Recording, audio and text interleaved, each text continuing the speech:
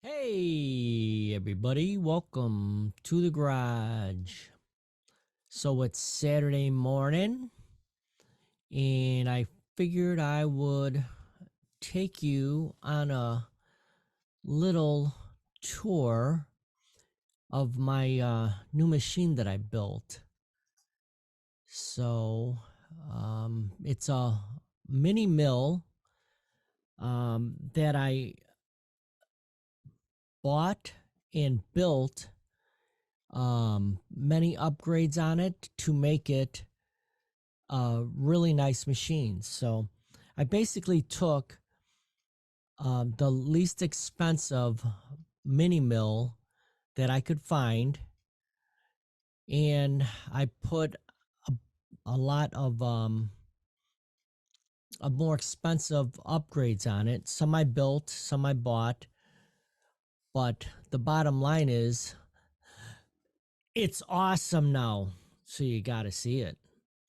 All right, I'm going to take a quick drink.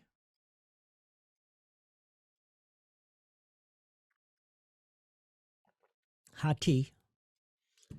And I will meet you over at the mill, which is over there. So, see you there.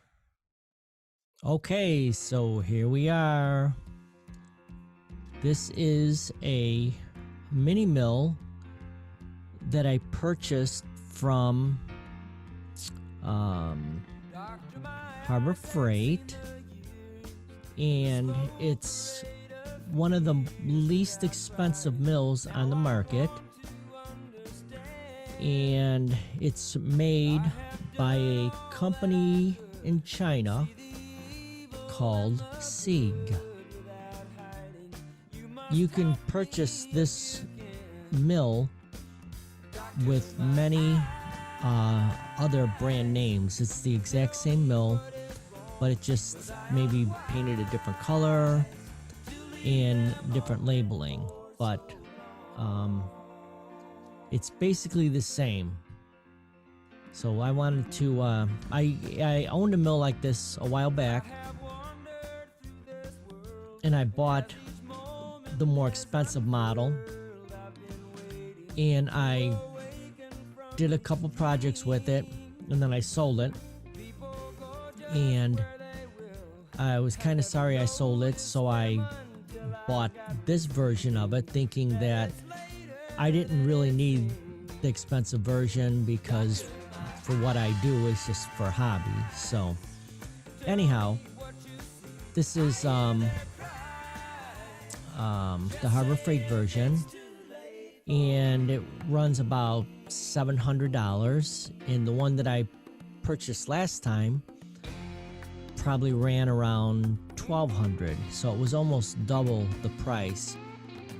But again, like I said, it was a little different, but the main components of it were identical. So one of the first upgrades that I did was I put a brand new belt drive on it. You can see it on the top here, and then I also put a DRO on it. That stands for digital readout. And then I put on a drive which drives the a power feed. And this is all homemade.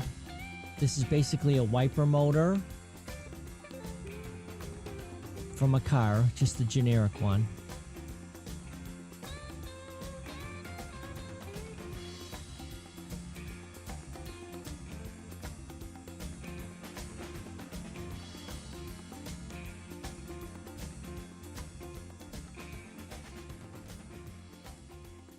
So this is, I'm gonna run it for you, and then this right here is the drive again. And this is what actually controls the wiper motor speeds. That's the direction. It'll go back and forth. And then there's a knob underneath which controls the speed of it.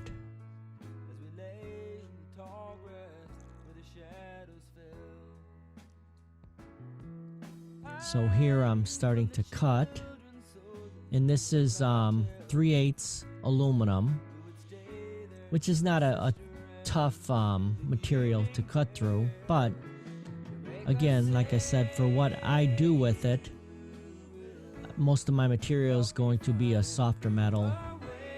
There'll be some steel, but the majority of it I won't use steel, only because the projects I am going to do are not going to need that type of strength. So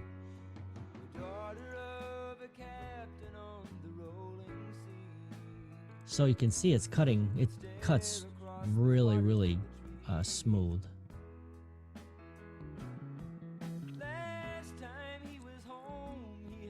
And see the handle, it's turning by itself. That's the drive that's turning the handle. Now, until you actually used a mill like this and cranked it, you don't realize that how how much work it is to, even turn 4 inches, because this thing moves at such small intervals. It takes a lot of cranks in order to get, to travel 3 or 4 inches. So that's the belt drive.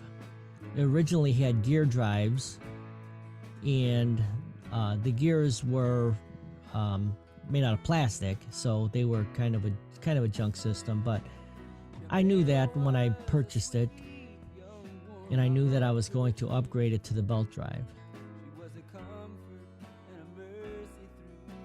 So that's pretty cool, right? Look at that. See how it is turning by itself?